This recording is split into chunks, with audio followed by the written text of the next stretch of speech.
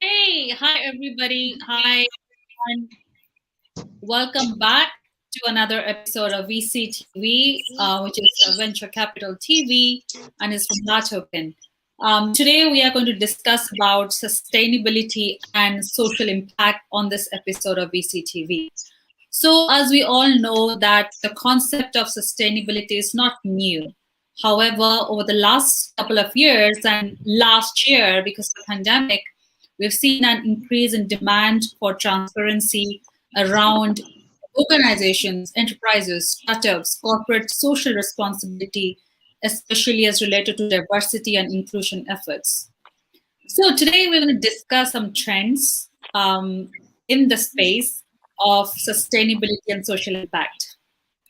Before I start questioning my speakers, let me just introduce myself. My name is Sunny Mohanty. I'm the regional director of LATOKEN based here in Singapore. Yeah, that's me, and I host VCTV every day, as most of you know. And welcome back, Flo. Welcome back, Harsh. And Alpesh, even though you are a regular speaker on VCTV, but you are first timer on my episode show. So welcome to VCTV Asia. And there you go. We've got Gary as well joining us. Hi, Gary. Hi. Hey, Gary. Hi, everybody. Hey, how are you? Hey, Gary. I'm good. How are you? I'm very good. Thanks for joining us, Gary. I'm just introducing myself. I'm going to take a quick round of introductions from our speakers now. I'm going to start with Alpesh, who just joined us for the very first time on the Asia episode of VCTV. Alpesh, a little bit of introduction and background about yourself. If you're not ready to go, then I can start with somebody else. That's all right. My wife just came into the room, so I apologize. So, hello, everybody. You know what it is, domestic when you're working from home. It's always one of those things. I'm Alpesh Doshi. I'm a tech entrepreneur and worked in data, worked in blockchain for about 6 years. Was early in there because I met the Ethereum team because they shared an office for 2 months just before they launched Ethereum network. Worked in data for about 15 years and wanted to participate in this session just because we're working around sustainability and data at the moment. We're seeing a lot of change and investment opportunities around sustainability across the whole aspects of sustainability and impact. Yes, yeah, that's the whole point. That's the whole idea of, again, this is one of the most popular topic the demand is coming from our viewers, from our speakers. And as you rightly said, Alpesh, it's something that is hot right now as well. Next, I have Flo. Hi, Flo. Over to you with your intro and background, please. Hi, Sonny. Thank you for the introduction.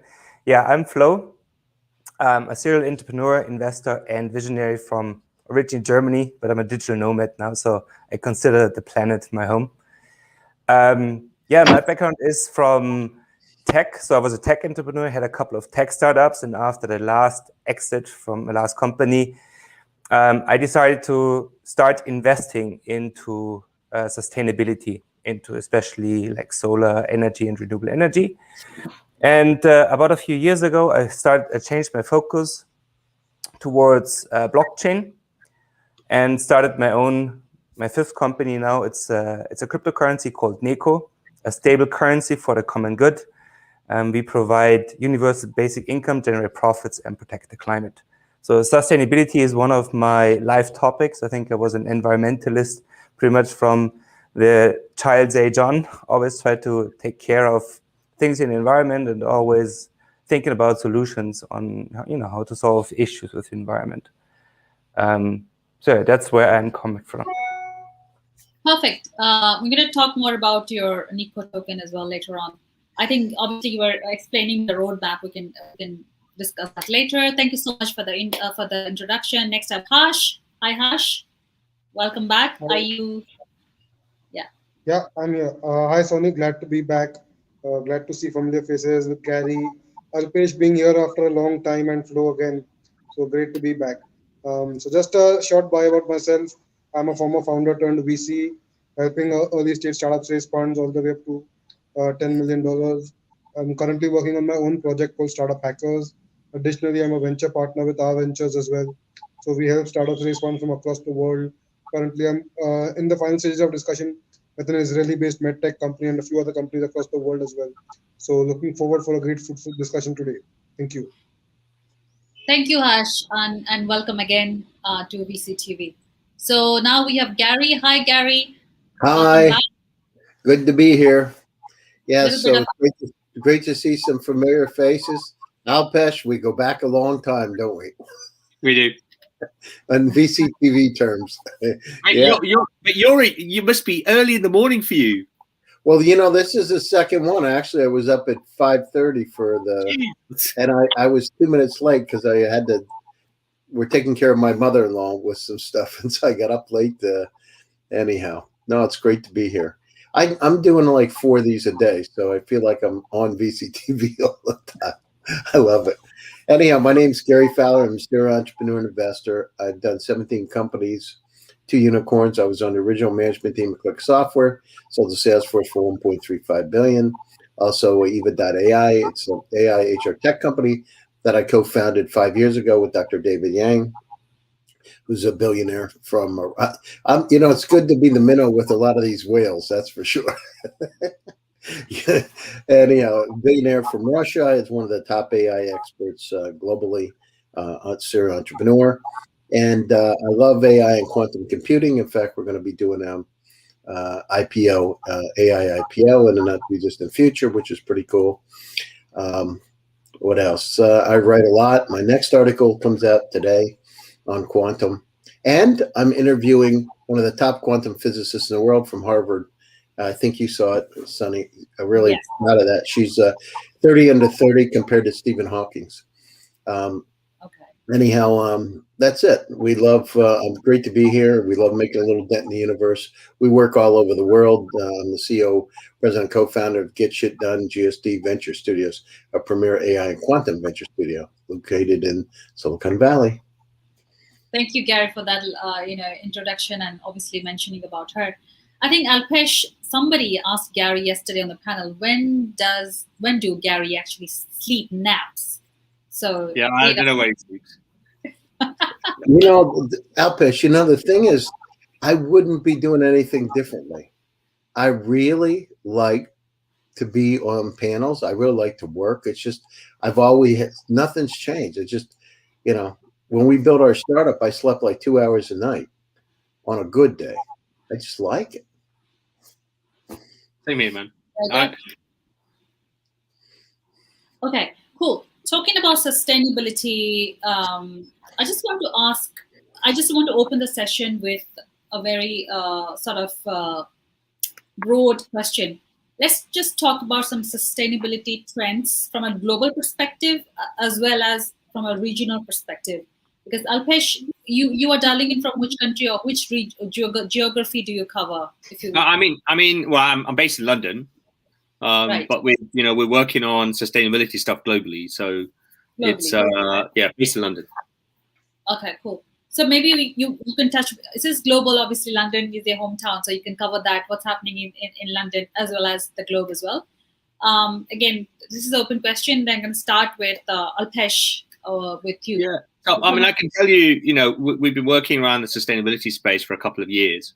And what we've seen is, so government drivers, regulatory drivers, obviously the US has changed government. So that has made a big difference to the US starting to pay attention. Obviously with Trump, they weren't paying any attention.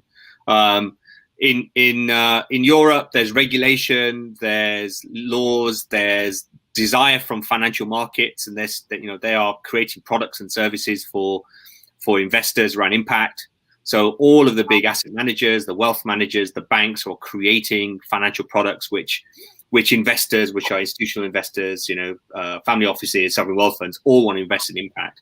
So if we take the value chain of sustainability from investors' perspective and go the other way, we're seeing everybody looking at that, everybody looking at how sustainability impacts us as a business and how do we react to it, because now you can't ignore it. 10 years ago, people talked about, it used to be called CSR, and nobody really cared. It was a marketing thing. And to be honest, a lot of companies still think it's a marketing thing. So only about 20% of listed companies have a sustainability strategy and have basically declare that publicly to the financial markets and to their investors. About 80% of companies are still not there. And, you know, one of the key areas is to say, well, what is your sustainability strategy in your company? And the challenge is every company is different, so how they deal with it is different.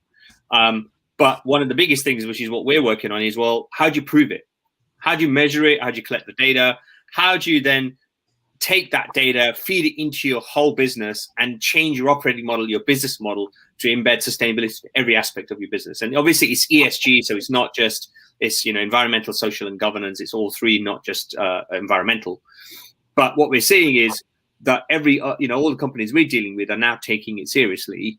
However, are they allocating budgets? Not. Some are. Some are more progressive than others. So I was talking to some guys from one of the largest consumer products companies. They've done that work with their suppliers. They put shut out. So Philips is done a lot of that work, but there's still big gaps in terms of how they do it. So that's a pattern that we're seeing. Companies are looking, saying, okay, we need to do sustainability because from a market perspective, we've got to do it because all our competitors are doing it. The question is, what are they doing and how are they implementing it? That's still early days. Yeah, I think you touched base on very good points in the beginning itself, Alpesh, and thanks for that. Next, I have Flo. Same question, Flo. Sustainability trends to watch in 2021 from a global and a regional perspective. Yeah.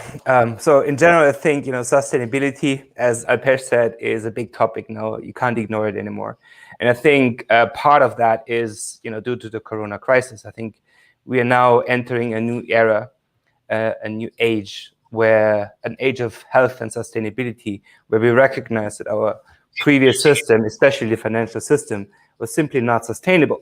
And being not sustainable means, by definition of the word, you cannot keep on going forever. And so we really got to shift into a transition into a sustainable economy, into sustainable financing.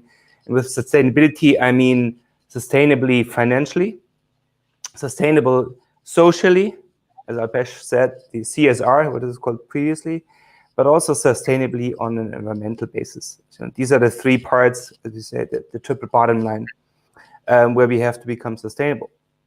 And, we also need to understand that our current setup globally, like with all these 200 something countries all doing their own thing and not being able to really work together on fixing these issues. That's something we have seen with Corona. Every country does it differently. So every time you cross the border, you have to do quarantine or tests. Every time it changes. We're not reacting, we're not thinking globally and taking all these artificial borders away that we have painted on our globe. And I think that's one of the keys where we have to work on. And that's why I think, work like Alpesh does, thinking globally and not just in local aspects, is the key in this current phase. Absolutely. Talking about quarantine, we're just having discussion. I know how it feels. Thank you so much. Harsh, over to you. Yeah. So definitely the points which have been mentioned, right? Sustainability is extremely vital, and the way that the things have changed right now, COVID has kind of highlighted that. So earlier it used to be like a buzzword when Al Gore kind of came out with that documentary. That everyone in the world saw that you mean the world is going to be ending in the next 5 years or 10 years or whatever might be the case. So it was a huge marketing gimmick back then, but now it is true, and now we really have to act on that. However, the onus has to be a lot more, not just in startups, because definitely I see a lot of startups in these kind of spaces, primarily in the clean tech and green tech spaces. But the onus has to be on the large companies as well. These billion-dollar companies and other entities as well, because till date, most of the manufacturing practices which they've been following, the supply chain practices they've been following, there needs to be a lot of improvement over there to kind of fix the existing problems which have been created by them to begin with, right? So that is where we need to start with. There has to be more accountability towards those big companies. Just yesterday, in fact, I came across a video where we had an underage child around 12 to 14 years. He's working in manufacturing factories because and he wasn't going to school, and he was working in a manufacturing factory, right? Even this is a part of sustainability in the longer run. You cannot have children working in sweatshops at such a young age, and and completely not getting any education, and they are put into work at such a young age. You cannot have that. It is completely unsustainable. It is completely immoral. It's completely immoral to have that. So that is why you can have a broad global agenda of what sustainability means in terms of clean tech and green tech. At the same time, even at the local regional level, there's a lot of sustainability which is important to kind of ensure that people at least have a minimalist standard of living over there. Because when I saw that video, it kind of really broke my heart to see that for people like us who tend to have these privileges and we tend to take them for granted, and majority of the people in the world still don't have access to those basic necessities. It's extremely unfortunate. Yeah, I think again, I think Harsh, you brought up a very sort of sensitive topic. So you just said that at a regional, is it like something that you sort of experienced recently during the pandemic, or this?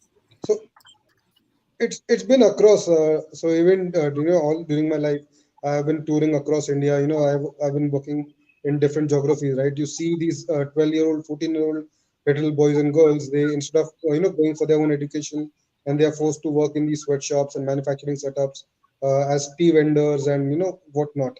So it's extremely disappointing to see that people don't get access to basic facilities. Right, even healthcare for an urban Indian for a tier one, tier two, tier three town Indian, they kind of take it for granted. But if you go into the village areas, they don't have a basic medical facility for within a 10-kilometer radius. They have to walk 10 kilometers to get access to a basic medical facility. So these are some of the major challenges, which we need to really focus upon, because as long as if we don't focus on that, India, even though it's like a 130 crore population country right now, effectively in the economy we only have like 20 to 30 cr at best. The rest of the 100 crore is completely being ignored, and we cannot have that in the longer run.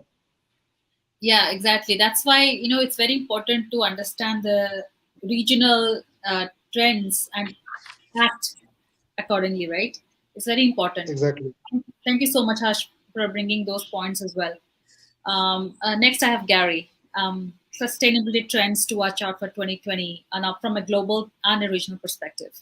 Yeah, sure. I mean, there's a lot going on. I'll give you a little statistic. We talk about the region. From April 22nd, 1970, in the cities of Las Vegas, El Paso, Texas, and Tucson and Phoenix, Arizona, the temperature increased on average 4.3 degrees Fahrenheit. 4.3, right? So when we look at it and we talk about zero carbon emissions, we talk about challenges with water, we talk about global warming. The average temperatures have gone up in the last 100 years about 1.33 degrees Fahrenheit. Well, what does it mean? It means that that the water levels, the sea levels are increasing. Coastal cities in India, coastal cities all over the world. In fact, in Florida, could be up as high as 6 feet, right, in terms of the end of this century. So we've got some serious challenges ahead of us. The good news is we understand it, and companies have now really taken the force forward and understand that if we don't make some changes and focused on sustainability, companies like Philips. So really the global investors worldwide are really adopting these green trends, the circular economy. I mean, I don't get it why we don't. Part of the challenge is when we have plastics, each plastic has to be treated in a different way, and they have little numbers on them many times. But how many of us here, right, really think about it? There's got a blue bin, a green bin, a yellow bin. Where do you put the stuff? We have to have better ways of being able to recycle. At the same time, corporates are really looking at renewable energies and how they can really implement it. Corporates are looking at sustainability and social impact. How do they go down through and become more diverse? At the same time, water. I remember, I had the pleasure in the early 90s of working with Dr. Irving Crick. And most people don't know who he is, but Dr. Irving Crick was actually the first private weather meteorologist in the world, private. He was a when I met him, he was 83 years old. He was a student of Albert Einstein at Princeton University. So I had a chance to spend 6 months with him on a startup. And I remember Dr. Crick, I was in his office and we were talking, and he was telling me what was going to happen in terms of global warming, because his model is long-range weather forecasting model.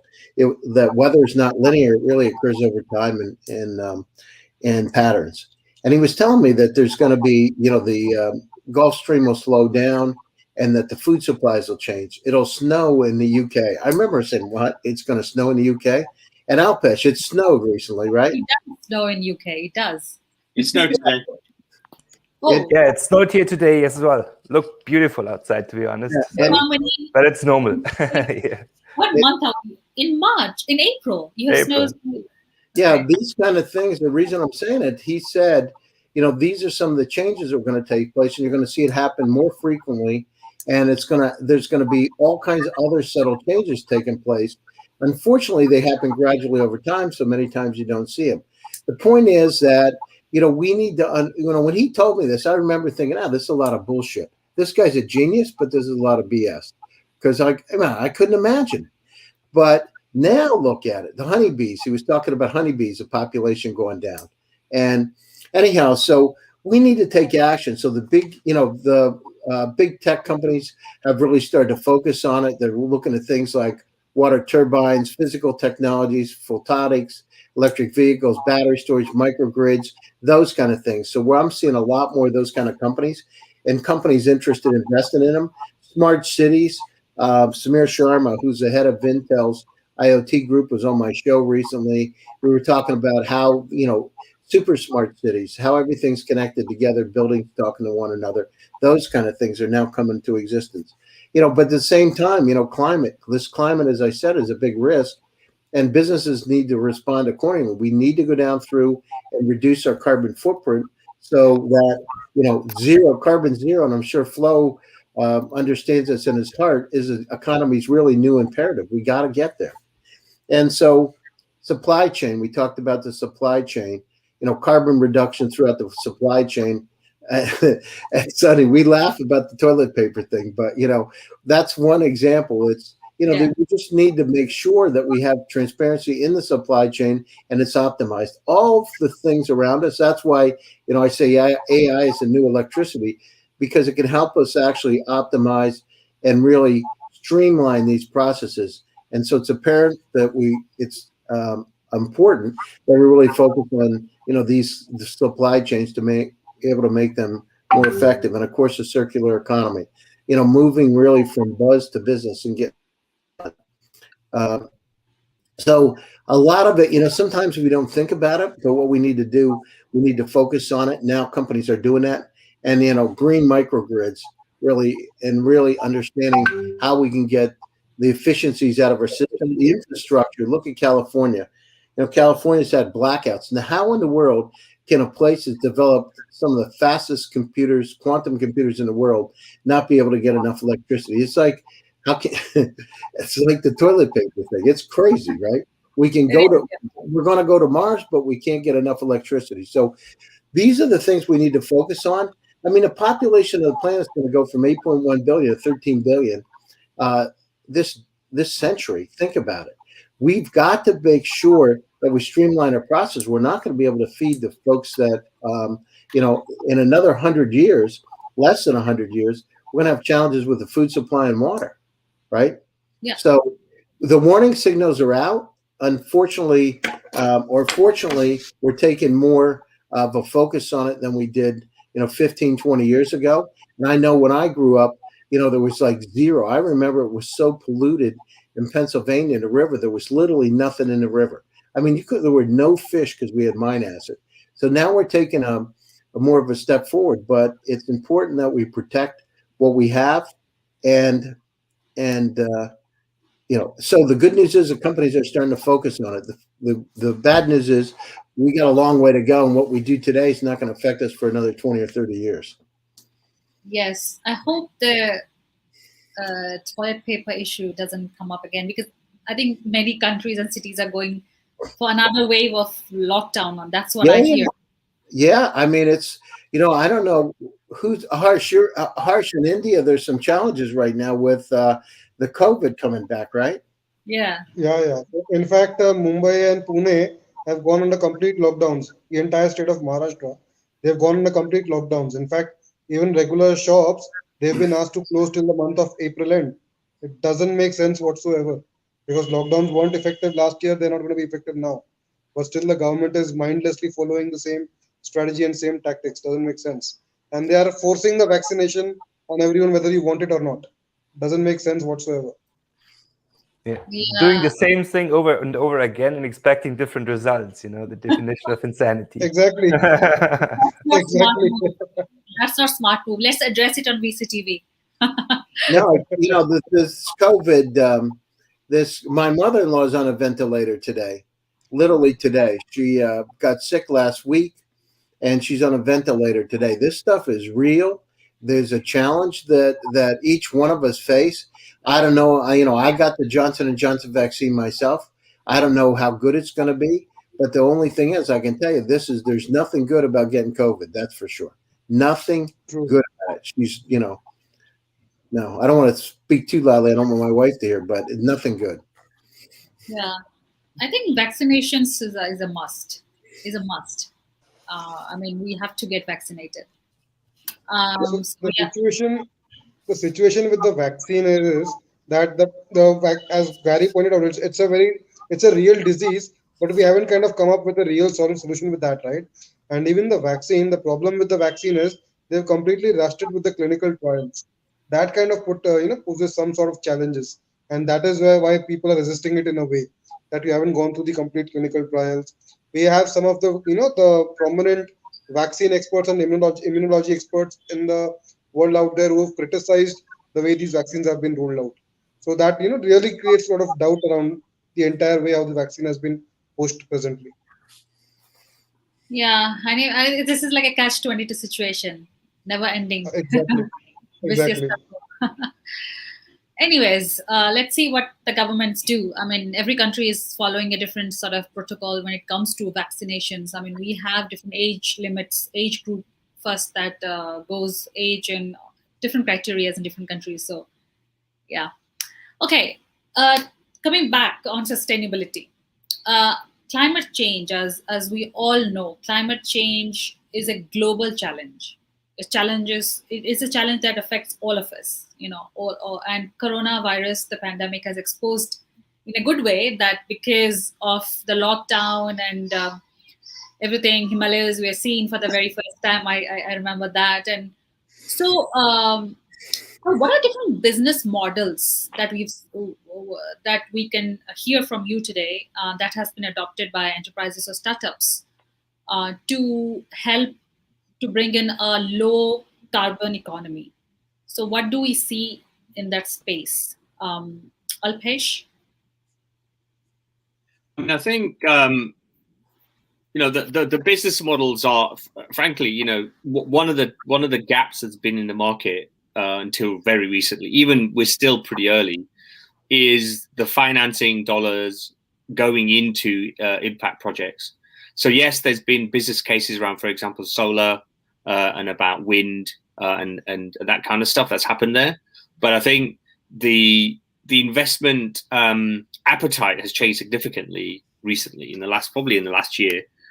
All the major investors are looking at trying to find money for trying to find places for their cash around sustainability, and the investment opportunities are vast, right? There's so many different aspects of sustainability investment.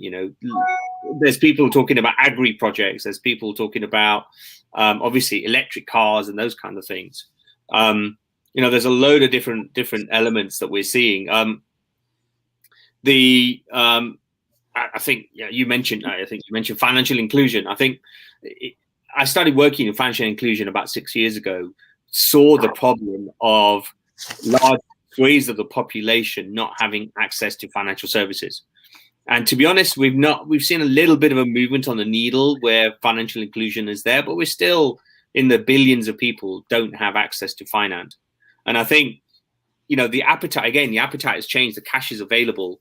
And what we're seeing is those channels to reach those people has improved significantly in the last 3 years with mobile and smartphones. Until that happened, so 6 years ago, we were launching a payments venture in Zambia called Zariant, and the problem was we could not actually get digital cash, and the people we're trying to reach didn't have smartphones, so they couldn't actually do anything. You had a feature phone and you had a SMS.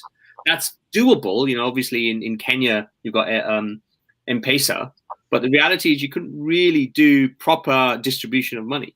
Now 6 years later, a larger population of the unbanked has now handsets, right? They now have smartphones, and I think that will make a massive difference. Now it's finding the channels by which you can route that capital to the individuals concerned. The other thing is I was talking to one of the world's largest commodities firms, and they have hundreds of thousands of farmers that farm cocoa and coffee and all sorts of other things. And the guy said to me in the innovation team, we want to help farmers improve their lives and their families' lives. So that is a real change where companies, until recently, haven't taken any responsibility for their farmers, for the people that supply the things that they sell. And what we've seen is corporates actually taking seriously those changes and actually saying, we need to figure out how we're going to help our farmers. Now, to be honest, you think to yourself, why didn't you do this before? Because there wasn't any incentive. There wasn't any client incentive. There wasn't any commercial incentive. Yes, there's always been a moral incentive, but that's not been enough. I think that the fact that clients are demanding it, investors are demanding it, obviously society is demanding it, I think it is driving these companies to take action. And I think that will definitely transform their business. At the end of the day, it's a commercial thing for them, right? They want to get better yields on products. So if they can provide farming equipment to them and to be able to improve yields, that's good commercially for the company. But I think they haven't connected these things together. Until recently, these companies have not connected these things together. And now they are. I think we'll see a greater momentum around this. Yeah, I think everybody sort of said the same thing, that before it was just a marketing thing for any big enterprises. There was always a demand, but we're just talking about it. Nothing was moving. But yeah, I think this is the time that things should start moving. Right. Thank you, Alpesh. I repeat the question flow. There are two questions. So what business models do we see to counter the climate change challenges that you've seen over the pandemic, and also how to bring financial inclusion to implement the sustainable goals? Yeah, when you talk about business model, do you mean which kind of industry, or do you mean how should businesses operate to reduce their carbon footprint and to be more sustainable? Yeah, I mean, so obviously, if you understand our questions, basically climate obviously change is a big challenge, in the sense there are side effects, right? Yeah. So what business models do we see coming from enterprises, coming from startups or investors, where they're putting the money to address the challenges in the climate change, which is adversely affecting all of us? Okay. Yeah, I mean, climate change is one of the big topics, and it has two sides, more or less. We are emitting too much carbon on one side, so we need to reduce it and stop that. And on the other side, we have destroyed too much of our forests and plankton, which are the natural sequestration process for carbon. So we can work on both sides, and we have to work on both. Because at the moment, we are at over 400 parts per million of carbon dioxide. That's already too much. So we have to go lower. So the goal is not just to go carbon neutral, but to really remove some of the excess carbon from the air. And this can only be done by planting trees and by finding ways how to sequester the carbon from the air. So in terms of business models, we see a lot of business models in the reforestation part, carbon offsetting, carbon credits. So part of what I do is carbon offsetting. So we are, as a cryptocurrency, funding projects that usually non-profit projects that take carbon out of the air. This can be done through reforestation. Is especially efficient in the Amazon or in tropical parts, but it could also be done locally. And I think in future also plankton will play an important role. On the other side, also same issue, but that's what I recently learned. It's one of the issues or one of the industries that has contributed most to climate change is our industrial agriculture, especially the plowing and the emissions from animal agriculture. So what we're seeing here is a transition from meats and animal-based foods more towards more plant-based foods, vegetarianism, veganism. So that's where we see a big trend. Also organic farming that doesn't emit as much carbon dioxide as traditional farming. So I think that's really a key to work on. It should be supported by politics. Now, Europe is a bad example. They're still funding, subsidizing old-style industrial farming, but they are changing now. So we will see a shift into the organic and the sustainable farming because of governments shifting or changing their policies with regards to subsidies. And with the project I'm working on, we want to do the same. We want to bring the price down of these products, like sustainable products, because that's how it should be. They should be cheaper, not more expensive than the products which do damage to the environment. Yeah, and last but not least, the other side, the emission side, to reduce emissions. So here again, look at where the emissions come from. There's a trend in electric mobility. I just was in Dubai recently, and you see so many electric cars in that city, which was an oil city before. So you see the changes coming. Oh, really? Yeah. Now, I've seen more Teslas in Dubai than here in Germany recently. So they still lack the infrastructure. So that's another thing. Infrastructure for electric mobility. It's not that difficult. I had an electric car 8 years ago, and it was no problem because you can plug it into any socket. So the electric infrastructure is there, but we need more like parking spaces and company parking spaces where you can charge your car. So I think these are all areas and business models that have a big future, because we will see a very quick change and a quick increase, a fast increase in these industries over the next decade. Yeah. So we have the business model, then we have the crypto sitting on the top layer. To make it accessible for the mass adoption, right? Yes. Yeah. I mean, that's my favorite topic, because when you look at the world's problems like poverty, hunger, disease, climate change, you need to notice that the core system that's causing all of these problems is our financial system.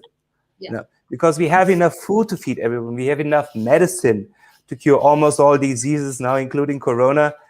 We have enough technology to live sustainable. So the actual resources are there. And it's always money that's lacking. And money is a fictional resource, guys. It's something we have made up. It's numbers in computer systems. So it's a deep-seated thinking that money is scarce, which is just not true. There's no reason why there shouldn't be enough. We can print billions of dollars to fight corona, but why can't we print billions of dollars to do and save the planet, and to tackle a bigger problem than corona, which is climate change, because it's not affecting just humans, it's affecting all the species on this planet. And so that's what I'm working on. So the idea of the cryptocurrency I'm working on is to be like a central bank, creating new money, not taking someone's money through taxes, but creating new money and funding projects and technologies that really help reduce carbon emissions and also improve the technologies that we have. I think funding. Yeah.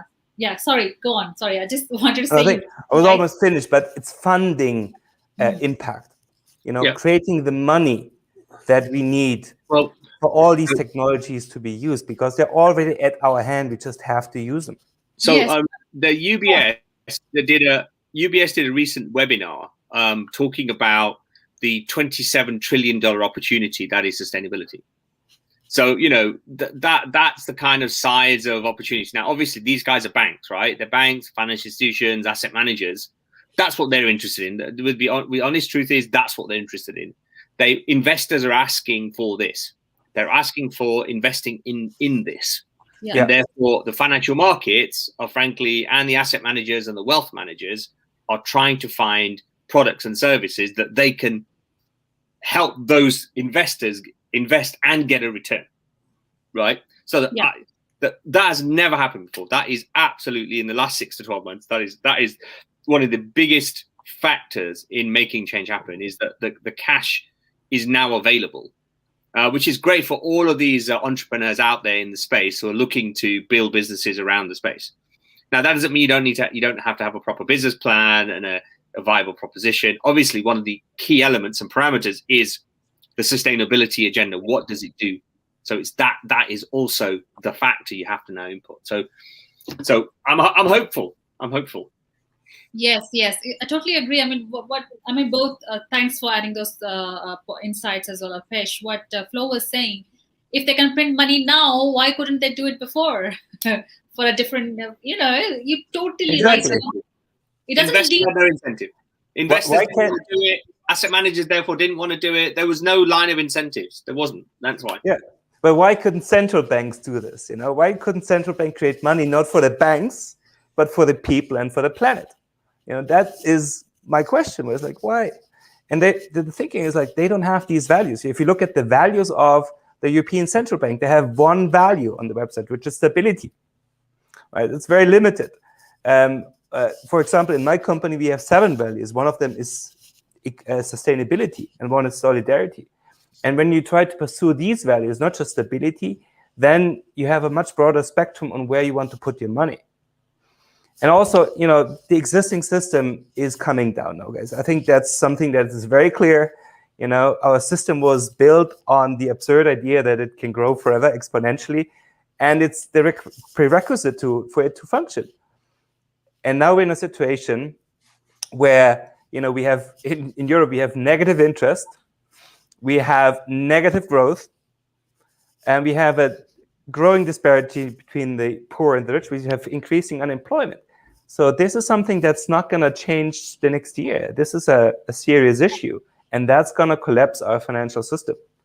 But the good thing about this is, there are new systems coming, and with that I mean, systems in crypto usually, that can help us, solve these problems that our old systems were unable to tackle for decades.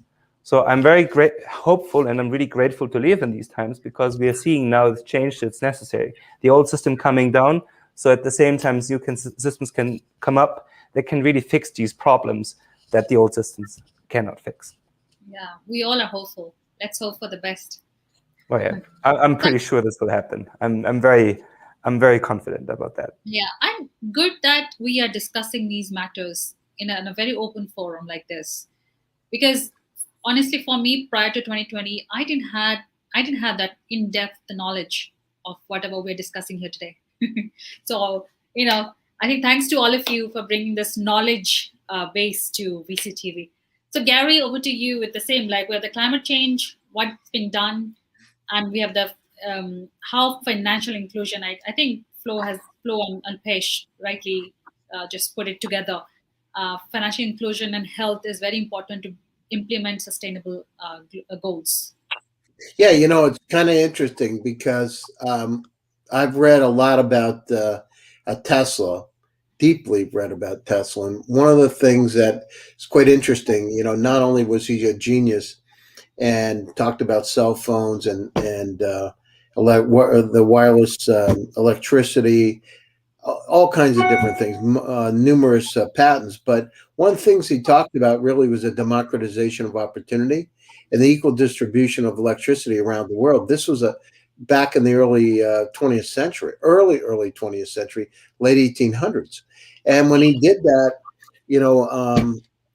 so Rockefeller was upset because of Standard Oil. Here's Tesla that could, with Wardenclyffe Trowler, maybe make this come true. Probably could, actually. And so they shut him down. They didn't want him to do it. They forced the agenda let's make them look like a crazy mad scientist. So if you look at the cartoons during that period of time, they painted Tesla in a really negative way. I wrote an article in Forbes about this, by the way, called "The Democratization Nikola Tesla Dream Comes True," because I also believe, like Flo, that why is it that there are people that are hungry and not fed, and why don't we help, and why do people have $200 billion and we can't feed the planet? And so there's but so I just want to give you one statistic. So if we look at it, water, just water, right? If we look at by 2030, there's going to be a 40% shortfall in water by 2030. 40%. So we've got, the good news is that the companies realize that they've got to change the agenda. Just like we talked about earlier, it's now at the top, and there's some financial incentives to do it. But at the same time, what we believe, right? We go all over the world. We go to Africa. We go to all over the world all the time. We look to be able to create sustainable jobs, opportunities so people can feed their families. And I know it's a simple approach, but I grew up on a farm in Pennsylvania and in the mountains, and it was like, keep it simple, stupid. People can feed their family. Maybe we can make a dent in the universe. So if we reach out and we go down and we talk about things like, we went to, in Nigeria, we're at AI Saturdays, right? And we came in and let's create some interesting jobs. Let's let people share in the economy. Here we are we talk about quantum computing, artificial intelligence, algorithmic math, supply chain. Let's go down. There are a lot of really bright people, 1.2 billion people in Africa, the African continent. Let's create some interesting jobs for them so they can feed their family. Let's let them partake so we don't have these challenges in front of us. A lot of it's education too. People just don't know. If you're in some corner of the world and you don't have the knowledge, what's the difference if you pollute or not? I've been to countries in Europe, right, where my grandfather grew up, in Greece, and it was polluted like crazy. I couldn't believe the garbage along the streets. It was unbelievable. So, part of it is, again, the education. If you're worried about trying to get your next meal and you're worried about getting water to drink, you're not thinking about how you impact the economy. You're just thinking about how you can survive. Yeah. We need to step it up. I mean, here we are in all kinds of, beautiful settings all over the world today. But at the same time, there are people that are trying to figure out if they're going to have enough food to, survive another night. Let's figure out how we can help them make a difference. It's not about entitlement. It's about support to be able to help them make a difference. Yeah. Gary, I couldn't agree more, because Yes. I think, if people would get out of this survival mode and be given like a universal basic income, so that the basic means to survive, to have enough food and to have shelter, then, the planet would change dramatically. Not only would it be much better on the social side, less crime, certain like low-paid jobs would just disappear, but people would take more care of the environment and change the way they work. They would work in completely different environments. They would work for companies or for causes that they resonate to, not just where they can make money. And so that's why I also believe universal basic income is a really important topic to address, not just the social sides, but also the environmental sides. And it's especially important now in a phase where, through this crisis, through the virus, and, more likely through the actions taken by our authorities, people are losing jobs. People are losing jobs and they're losing income. And when you go to certain countries, I know Thailand or certain places, you see there is a lot of despair, and people are really fighting for survival now. And we need to get out of this, survival mode. And in my opinion, the best way to do this is universal basic income. That's 100%. You're right on the point with it. And, I wrote an article a couple of years ago about UBI, and one of the issues that we have is, as we get through and we start to become more and more automated with machine learning and deep learning, jobs are going to change, because they're going to be, the low value jobs aren't going to be around anymore. Yeah, absolutely. So we got to change things now and set the standard, because it's going to happen sooner than later. Yeah. And, people think of this as something negative, robots will take over your jobs. It's like, be happy, then you don't have to don't do these tasks. And if you have universal basic income, you can really be happy, because you don't need to have a job. It frees you from this slavery system that we have built, where everyone has to work to survive. So that's absolutely not necessary. We could do much better things with our time. More time with family. So my perspective, it's interesting, because everybody always says, well, AI is going to take our jobs. I think, if you look at the industrial revolutions that have taken place, everybody always said the horse is going to take the individual's job, and then trains were going to take, and then cars. And what really happened was people reskilled, and the new jobs emerged, and people learned to do those new jobs. And I think that's what's going to happen. And for me, I'm sure, Gary, you've written about this over and over again, but the people, as industrial revolutions happen, when sort of industrial thing 4.0, everybody says, right, is that I see the re-education of people is going to happen by naturally, because roles, people don't train to be miners anymore, right? Or other skills, manual skills. They just don't do it. And I think people are being trained for these new skills already, or they have the basics to learn these new skills. And I think so therefore, I don't really believe that AI is going to reduce jobs. I think AI is going to increase the number of jobs, but the type of jobs are going to change significantly. Anyway, we got off we sort of got off on a tangent from sustainability. But this is very much related, Alpesh. It's okay, great. I mean, better jobs, the future, better life is very important for sustainability and green planet Earth. Yeah, I mean, I want to say, I want to say a point. Alpesh, in theory, what you're saying is right, but in practicality, probably not. And here's the reason. Okay. Because we have people, we're working all through Africa, right? And the problem is the technology is not equally distributed for them to have a chance to be able to retrain, right? That's what the problem is. We can implement, but we can't really retrain them. And so we got to figure out systems to be able to really democratize up. And remember, intellectual capacity is evenly spread around the world, but opportunities aren't. I agree.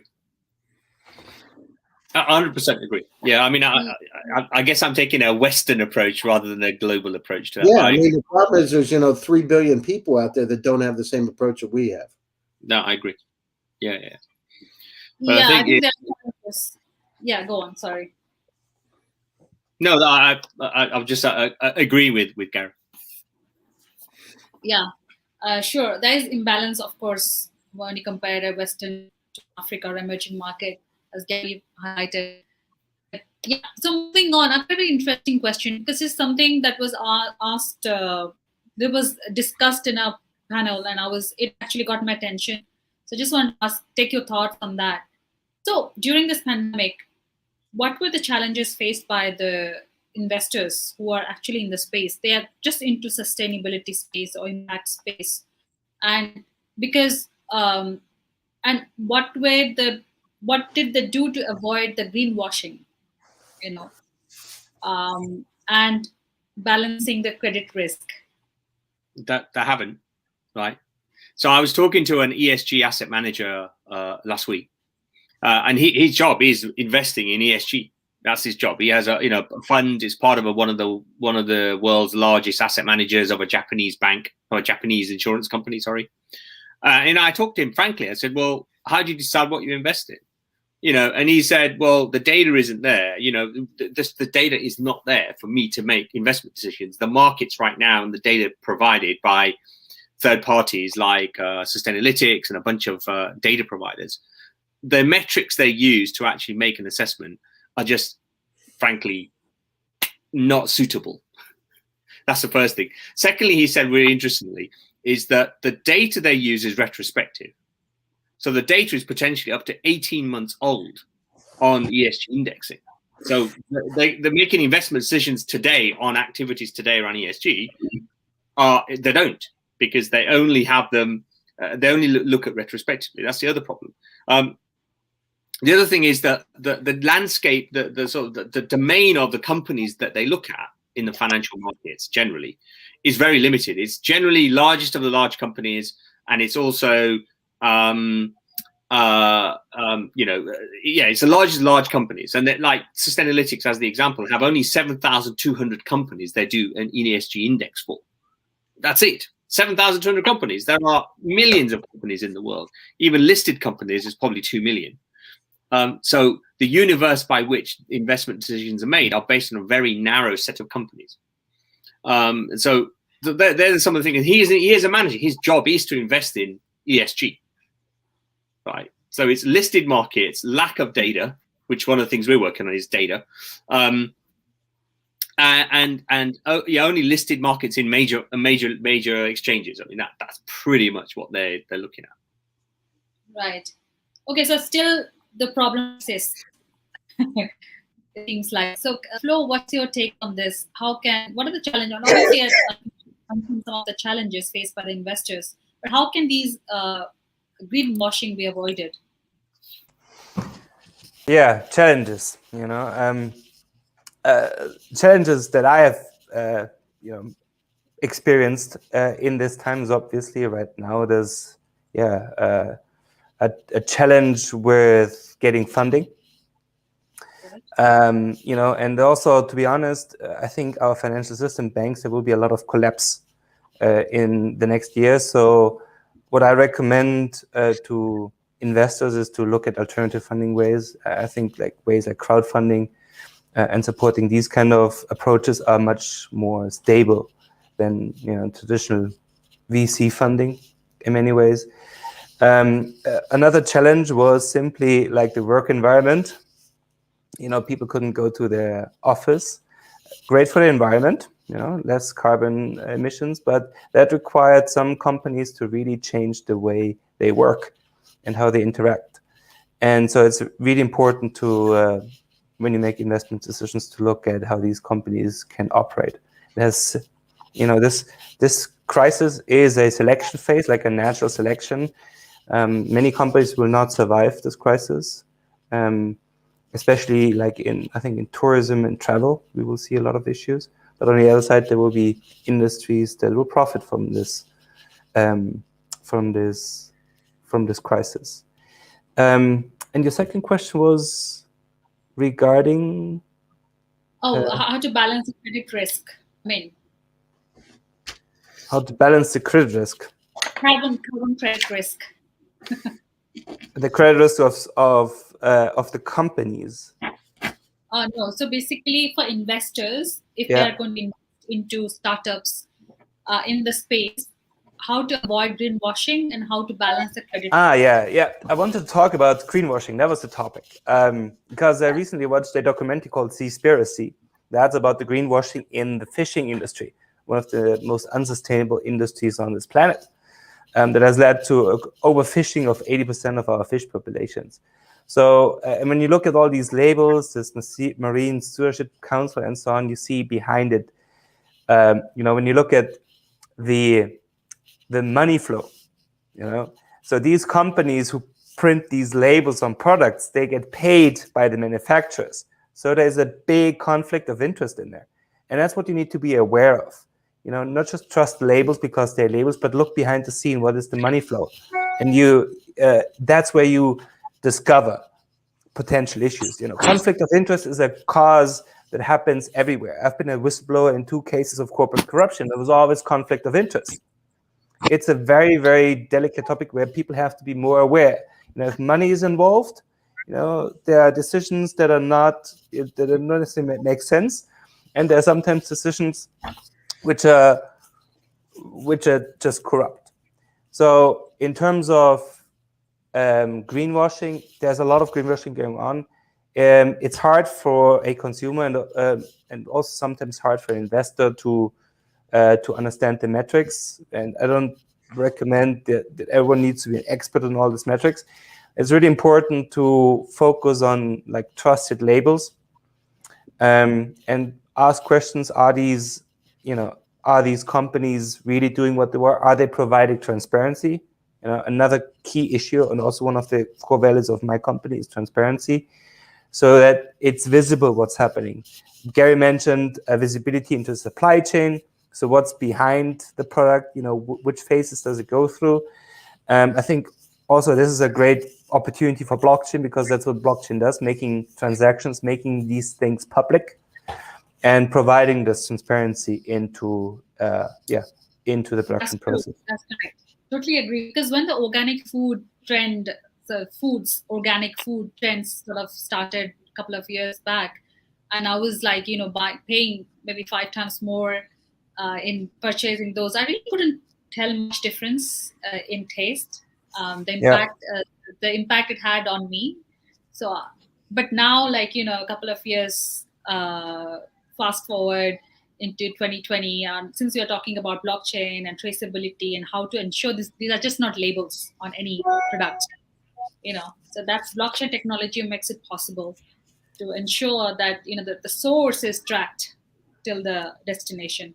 Thank you. So I remember just one more thing, one comment. I remember when I lived in San Francisco a few years ago, I had this app, I think it was Boycott, where you could scan the labels of the products in the supermarket, and it will tell you not just what activities these companies were in, and you could say, I don't want to support activities where Koch brothers are involved, or where they're killing male chicken, or whatever you do not wish to support.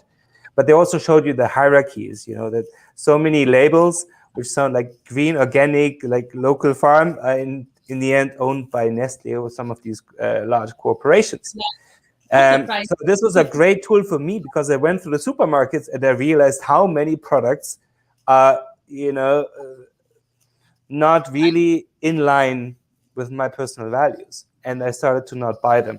So again, transparency, and I think with blockchain and with a lot of trends in the space, we will see a lot of improvement that helps investors and also consumers to make more educated decisions. Yes, make the right decisions as well. Thank you so much, Flo. Gary, over to you. Yeah, so from my standpoint, what challenges do they face? I mean, keep it simple, stupid. The problem is they couldn't, because of the pandemic over the last year. It's been really hard for them to get face to face with potential investors to be able to tell their story. And at the beginning of this pandemic, I remember speaking to SoftBank, and people would just basically were sitting on their hands trying to figure out what to do. And it wasn't until only a few months ago that it started to really free up, from my perspective, and people understood that they have mandates and they got to start to invest again. So I think it's a simple problem. I mean, now we're on StreamYard. We haven't met, the four of us haven't met in person, but we've been on many shows. It's kind of interesting. You have virtual relationships now, and it's amazing. So, we're on one side, it's kind of one-sided, but on the other side, it's, we now the digital transformation's upon us. So it doesn't matter where you are, whether you're in Malta or the UK or Singapore or Florida or California. It only matters that we're connecting and using the medium wisely. So those companies that are out there need to understand in this new world order that we need to go down through, and they have an opportunity if they're in places like Nigeria or Kenya or wherever, to be able to use the medium and to be able to really reach potential investors. So that's, the beauty of VCTV, is you do give people that opportunity to be able to speak their mind. And, I see comments coming up on the bottom of the screen, but to be able to partake and to be part of this and to understand, and part of it's education and knowledge. The more knowledge you have, the better you can make informed decisions. So I like that. It's a lot of it's about education. It's a lot, you're right about it, Flo, in terms of the labels. There's some good marketeers. I got to tell you, some real good marketeers. It's just how you spin the story. And so that's part of the challenge, is what story. A lot of times these big corporations, are behind some of these groups that are adversarial in some ways to your position, and you don't know it until after the fact, right? If I remember reading a story about Los Angeles, and some of the big, General Motors and some of the car companies they didn't want buses. So they ended up coming up with some consortium. Why would we do this and supporting it? And of course, then they didn't do mass transportation, which is one of the reasons LA is, was so far behind. So it's just, you got to look behind it. But again, that's education, going back through and figuring it out. The good news is, with the internet, with technologies that we have today, we can really go down through and look at things entirely differently than we did before. The information is more at our fingertips now than it was. So that's the good news. So there's more transparency. It just needs to get better. Thank you, Gary. I think we have a viewer who wants some document. It's interesting. Thank you so much. This is obviously for you to take back. A lot of insights coming from all the speakers. Thank you for your question. Again, it was a very interesting topic, and Alpesh, for your participation. I do hope to see you on single panel along with Gary, because he is on even early time zone. Like, he wakes up at 4 a.m. to be on VCTV. I would love to see that sort of commitment coming from you. I think Flo, I'm here. Give me a shout anytime. Sorry, come again? Give me a shout anytime. Okay, cool. Sure, we'll do. Thank you so much, Flo, Alpesh, Gary. Harsh had to drop off, unfortunately, but thanks for your participation and sharing this amazing panel today. And I learned a lot from you all.